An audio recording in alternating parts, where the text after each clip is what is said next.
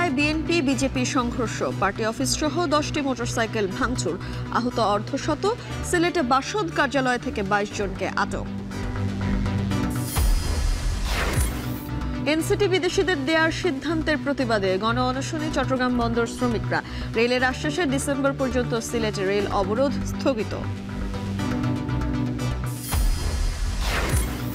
এবং নভেম্বরে রাত্রি যাপনের অনুমতি ছাড়াই ভ্রমণের জন্য উন্মুক্ত সেন্ট মার্টিন। আগ্রহ হারাচ্ছেন পর্যটকরা, যাত্রী সংকটে চলছে না জাহাজ।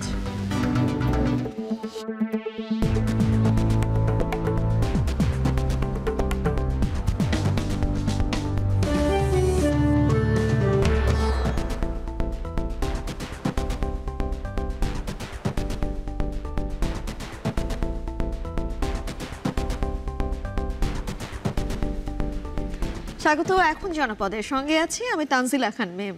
ভোলায় বিএনপি ও বিজেপি সমর্থকদের মধ্যে তুমুল সংঘর্ষ হয়েছে। এতে অন্তত 50 জন আহত হয়েছেন। ভাঙচুর করা হয়েছে বিজেপির দলীয় কার্যালয় ও 10টি মোটরসাইকেল। ঘটনাস্থলে এখনও থমথমে পরিস্থিতি বিরাজ করছে। বিস্তারিত জানাবেন ইমতিয়াজুর রহমান।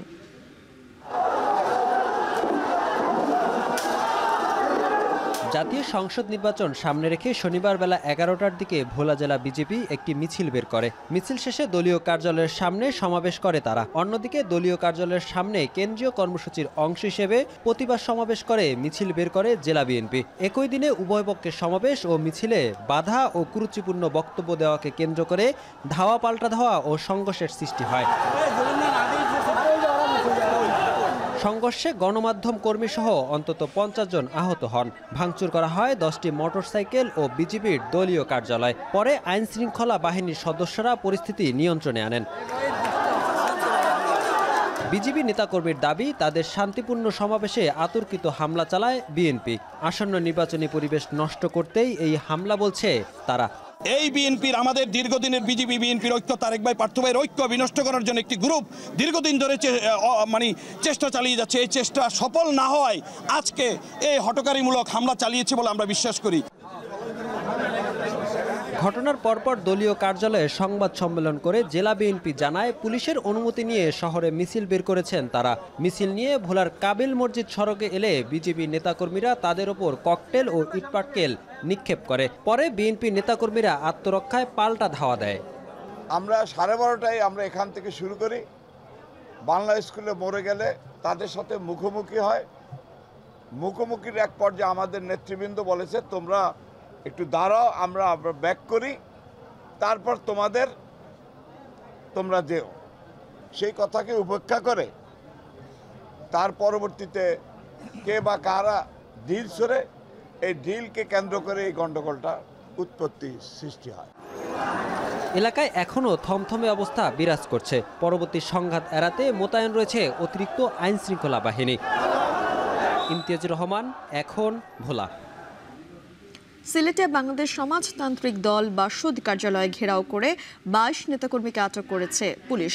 প্রত্যক্ষদর্শীরা জানান, দুপুর 12টার দিকে নগরীর আম্বরখানা বড়বাজার এলাকায় সংগঠনটির কার্যালয় ঘেরাও করে পুলিশ। এক পর্যায়ে কার্যালয়ের ভেতরে থানা 22 নেতাকর্মীকে আটক করা হয়। খবর পেয়ে দলের অন্য নেতাকর্মীরা কোতোয়ালি থানার সামনে অবস্থান নেয়। এ সময় তাদের মুক্তির দাবি জানান তারা। সম্প্রতি সিলেট নগরীর যানজট কমাতে একের পর এক অভিযান চালায় পুলিশ। এতে বিক্ষুব্ধ হয়ে ওঠে অটোরিকশা শ্রমিকরা। এক পর্যায়ে তাদের পক্ষ নিয়ে মাঠে নামে বাসদ সিপিবি নেতাকর্মীরা। এরই প্রেক্ষিতে আটক করা হতে পারে বলে জানিয়েছেন নেতাকর্মীরা।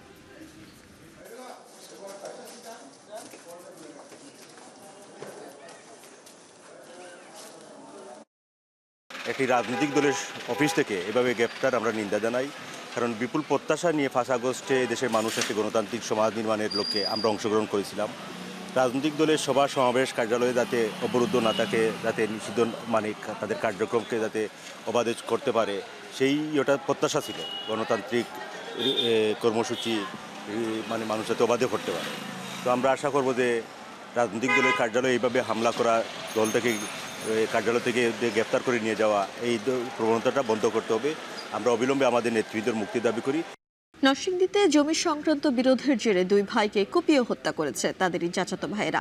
এ ঘটনায় মনিরা বেগম নামে এক নারী আহত হয়েছেন। দুপুরে রায়পুরা উপজেলার চরসুবুদ্ধি এলাকায় এই ঘটনা ঘটে। নিহতের স্বজনরা জানায় 2 দশক আগে আবু তাহেরের পরিবার আব্দুল আউয়ালের কাছ থেকে 1700 টাকা ধার নিয়েছিল। এক পর্যায়ে সেই টাকার বিনিময়ে আউয়াল ও তার ছেলে শিপন মিয়া ও রিপন মিয়া পার্শ্ববর্তী মৃত আবু তাহেরের ভিটা থেকে জমি দাবি করে।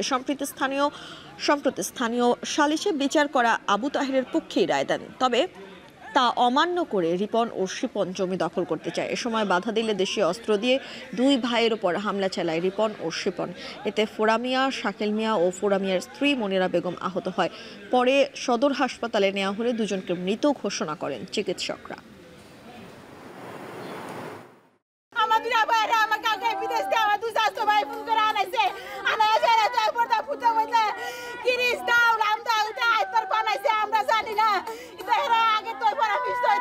আমার বাবা জায়গা বেচছেন আওলা টিয়া নিচ্ছে, আওলা টিয়া তুই উপরে মতো তুমি জায়গা নিয়ে দল করতে চাও করে 5 জন নিবার 5 বার জ্বলছে 5 বার 5 জনের বাহাদুর জায়গা করতে যে মাছতে জায়গা করতে ইয়া দেয় না বেড়া দিচ্ছে 5 জনের অর্ডার দিচ্ছে এই বেড়া খুলতে যায় খুব আসছে। চট্টগ্রাম বন্দরের নিউমোরিং টার্মিনাল ও লালদিয়ার চর বিদেশি অপারেটরকে দেওয়ার চেষ্টার প্রতিবাদে চট্টগ্রামে গণ অনশন কর্মসূচি পালন করেছে শ্রমিক কর্মচারীরা। এতে যোগ দেন বিভিন্ন শ্রমিক দলের কেন্দ্রীয় নেতারাও। বক্তারা বলেন, সরকারের দায়িত্ব জনগণের সম্পদ রক্ষা করা, বিদেশিদের হাতে দেয়া নয়। এছাড়া গত 1 মাস ধরে বন্দরের ফি বাড়ানোর প্রতিবাদ সহ নানা কর্মসূচি পালন করছে ব্যবসায়ীদের বিভিন্ন সংগঠন। হোসেন জিয়াদের প্রতিবেদন। চট্টগ্রাম বন্দরের মাশুল বৃদ্ধি আর এনসিটি সহ বিভিন্ন স্থাপনা বিদেশি অপারেটরের হাতে দেওয়ার প্রতিবাদে কয়েক মাস ধরে কর্মসূচি চলছে চট্টগ্রামে। দেশের আমদানি রপ্তানি বাণিজ্যের 92% নিয়ন্ত্রণকারী এ বন্দরকে বলা হয় দেশের হৃৎপিণ্ড। বন্দরের নিজস্ব মুনাফা বছরে 1,500 কোটি টাকা। এমন স্থাপনা বিদেশিদের হাতে তুলে দেওয়ার প্রতিবাদে মাঠে নেমেছে ব্যবসায়ী সংগঠন, উদ্যোক্তা, পরিবহন শ্রমিক সহ বিভিন্ন সংগঠন। গত কয়েক মাস ধরে চলছে মিছিল, সভা সমাবেশ সহ নানা কর্মসূচি। এরই ধারাবাহিকতায় শনিবার সকালে চট্টগ্রাম প্রেস ক্লাবের সামনে শুরু হওয়া গণ অনশনে যোগ দেন চট্টগ্রাম বন্দর সহ সরকারি বেসরকারি সংস্থার শ্রমিকরা। তাদের অভিযোগ, এনসিটি টার্মিনাল ও লালদিয়ার চরসহ একাধিক স্থাপনা বিদেশি অপারেটরের হাতে তুলে দিতে চায় সরকার। এই সিদ্ধান্ত থেকে সরকারকে সরে আসার আহ্বান জানান শ্রমিক নেতারা। অন্তর্বর্তী সরকারের প্রধান যিনি চট্টগ্রামে এসে বললেন বন্দর বাংলাদেশের হৃৎপিণ্ড, তিনি এই হৃৎপিণ্ডকে ইজারা দেওয়ার জন্য পরিকল্পনা করছেন। শ্রমিকরা বলেন, দেশের বিনিয়োগে গড়ে ওঠা লাভজনক বন্দর পরিচালনা করতে এদেশের মালিক, ব্যবসায়ী, শ্রমিকরাই সক্ষম। দরকার হলে সরকার নিজেই বন্দর পরিচালনা করতে পারে। তবে বিদেশিদের দেওয়ার প্রক্রিয়া চলতে থাকলে সামনে কঠোর কর্মসূচি দেওয়ার ঘোষণা দেন শ্রমিক নেতারা। আমরা ঐক্যবদ্ধভাবে বিগত দিনগুলোর মতো আমরা এই চট্টগ্রাম নয়, শুধু সারা দেশের স্বার্থ জড়িত এই বন্দরের সাথে তাকে কোনো অবস্থাতেই বিদেশিদের কাছে আমরা ইজারা দিতে দেব না। বন্দর সারা দেশের অর্থনীতির রক্ত প্রবাহ, এই বন্দরকে জান দেব, মান দেব না, বন্দর আমরা রক্ষা করবই করব। এছাড়া মাশুল বাড়ানোকে অযৌক্তিক দাবি করে গত 1 মাস ধরে বন্দরে পরিবহন অবরোধ, সিএনএফ এজেন্টদের কর্মবিরতি সহ একাধিক কর্মসূচি পালন করছে ব্যবসায়ীরা। তবে বন্দর কর্তৃপক্ষ বলছে, বিদেশি অপারেটর নিয়োগ দিলেও বন্দরের সার্বিক নিরাপত্তা ও ব্যবস্থাপনা থাকবে কর্তৃপক্ষের হাতেই। এছাড়া বন্দর এলাকায় যে কোনো ধরনের সভা সমাবেশের উপর নিষেধাজ্ঞা দিয়েছে সিএমপি। হোসেন জিয়াদ, এখন চট্টগ্রাম। রেলওয়ে কর্তৃপক্ষের আশ্বাসে আগামী ডিসেম্বর পর্যন্ত রেলপথ অবরোধ কর্মসূচি স্থগিত করেছে সিলেট বিভাগের আন্দোলনকারীরা। দুপুরে অবরোধ তুলে নিলে রেল চলাচল স্বাভাবিক হয়। এর আগে সিলেট, কক্সবাজার ও ঢাকা সিলেট রুটে নতুন 2টি ট্রেন চালু সহ 8 দাবিতে সিলেট বিভাগের সব রুটে রেলপথ অবরোধ করেন স্থানীয়রা। সকালে মৌলভীবাজারের কুলাউড়া রেলওয়ে জংশন স্টেশনে জড়ো হন স্থানীয় নানা শ্রেণী পেশার মানুষ।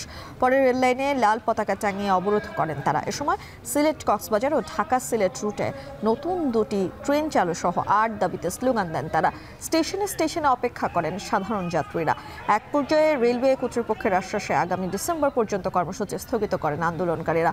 পরে শুরু হয় রেল চলাচল। এতে স্বস্তি ফেরে সাধারণ যাত্রীদের মনে।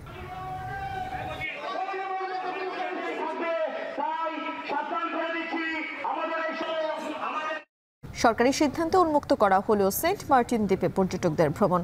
তবে যাত্রী সংকটে কক্সবাজার ঘাট থেকে কোনো জাহাজ যাচ্ছে না প্রবাল দ্বীপে। মূল কারণ, দ্বীপে রাত্রি যাপনের অনুমতি নেই নভেম্বরে। তাই দিনে ফিরে আসার এই ক্লান্তিকর সফরে আগ্রহ হারাচ্ছেন ভ্রমণ পিপাসুরা। মন্তোষ বেদজ্ঞর প্রতিবেদন।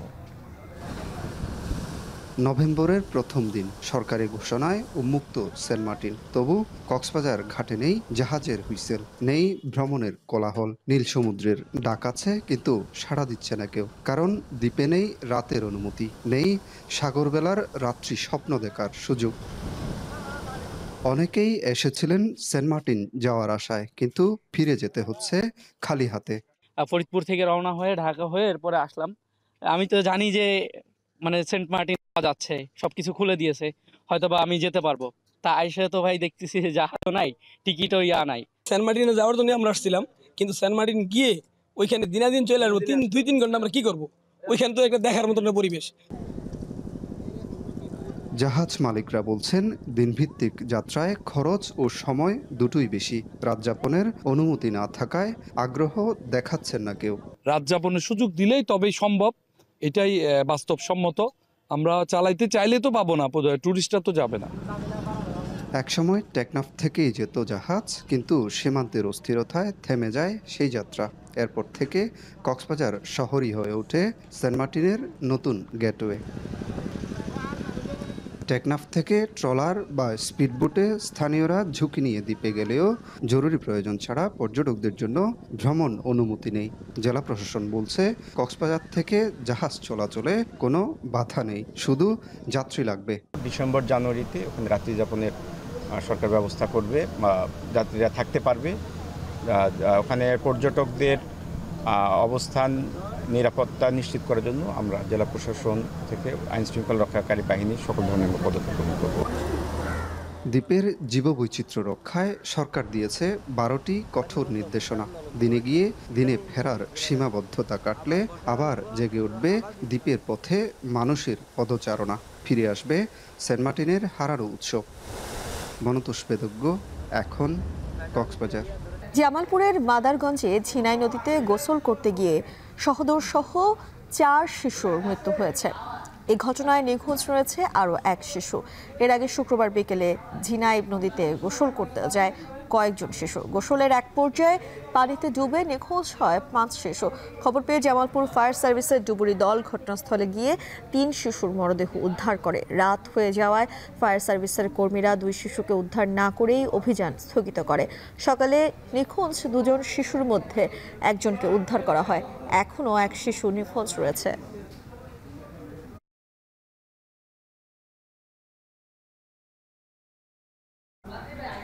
খুলনার নতুন কারাগারে বন্দি স্থানান্তর কার্যক্রম শুরু হয়েছে। প্রাথমিকভাবে 100 বন্দীকে নতুন কারাগারে স্থানান্তর করা হয়। পর্যায়ক্রমে বাড়ানো হবে স্থানান্তরের সংখ্যা।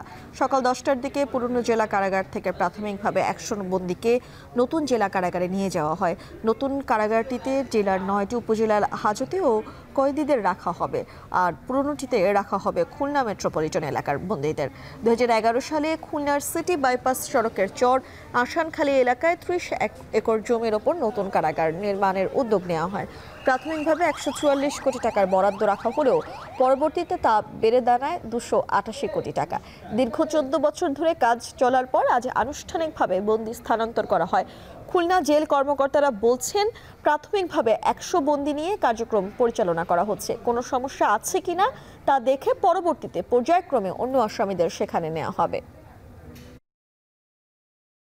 আসামিরা স্পেস পাবে ভালো, তারপরে খেলার মাঠ আছে, আলাদা হসপিটাল আছে, হসপিটাল এখানেও আছে, কিন্তু ওইখানে হসপিটালে x-ray machine, ECG machine, lab এগুলা পাওয়া যাবে।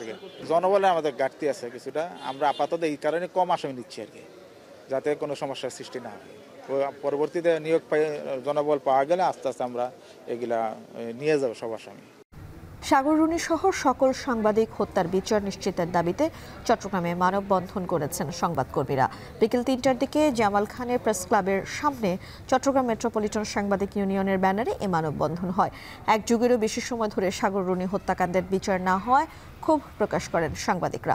বক্তারা বলেন, সাংবাদিকরা নিরাপত্তাহীনতা ও আর্থিক সংকটে ভুগছেন, অথচ রাষ্ট্র কোনো চিরিশ সুরাহা করতে পারছে না। এ সময় অনতিবিলম্বে নবম ওয়েজবোর্ড বাস্তবায়ন ও 10ম ওয়েজবোর্ড গঠনের দাবিও তোলেন সাংবাদিকরা। যেসব প্রতিষ্ঠান সাংবাদিকদের অন্যায্যভাবে চাকরিচ্যুত করেছে তাদের প্রত্যেককে স্ব চাকরিতে পুনর্বহালের দাবি জানানো হয় মানববন্ধনে।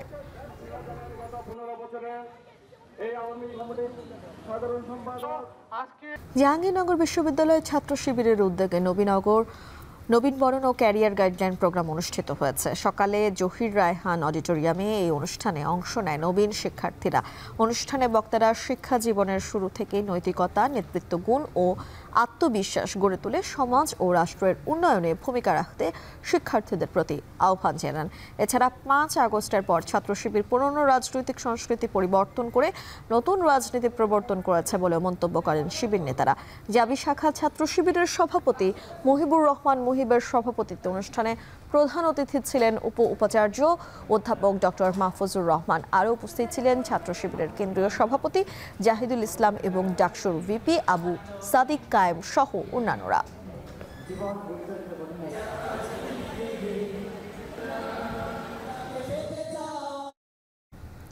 শেষ করছি এখন জনপদে। এখন টেলিভিশন ওয়েবসাইটে দেখতে ভিজিট করুন এখন.tv, ফেসবুকে দেখুন facebook.com/tv.এখন, এছাড়া ইউটিউবে দেখুন youtube.com/c/echontv।